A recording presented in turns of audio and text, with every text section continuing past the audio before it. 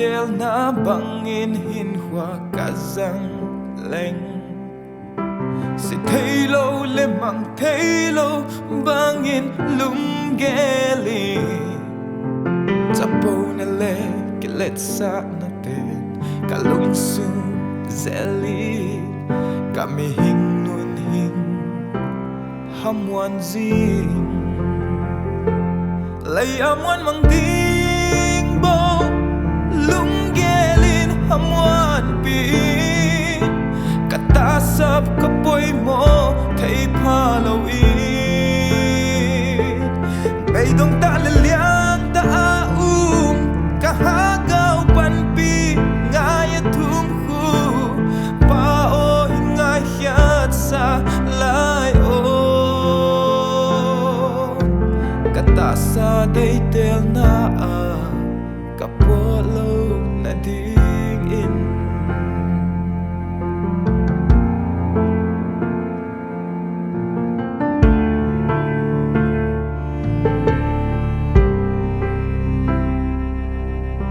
lungai beidong tasam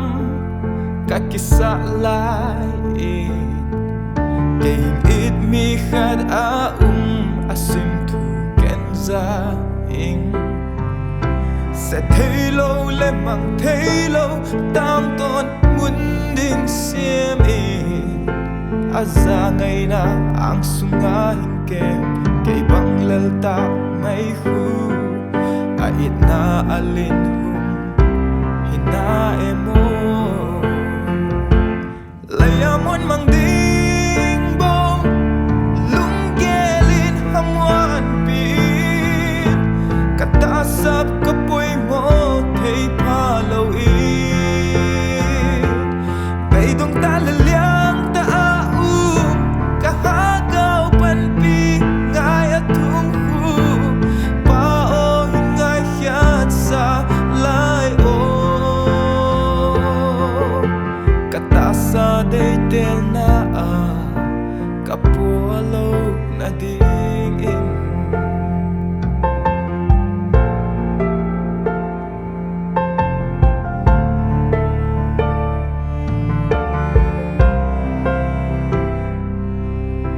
Kalayhin ko nun nobtain kamang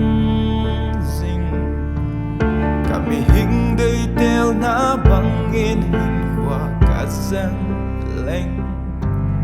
Si thelo le mang thelo bangin lunggeli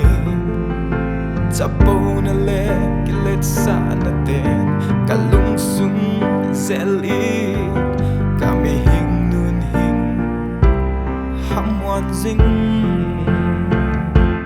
Layamon mang ding bo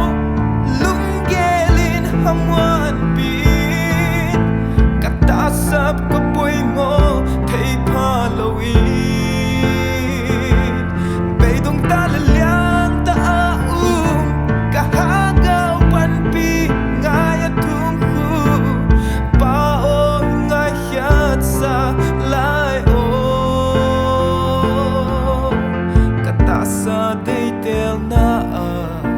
kapolo na ding in Layamon mang ding bo Lunggelin hamwan pin Katasap kapoy mo Thay palaw in Beidong talaliang taaum Kahagaw panpi Ngayat tungku Pao hingayat sa layo Katasa day tel na kapolo na ding in Katasa day tel na kapolo na ding in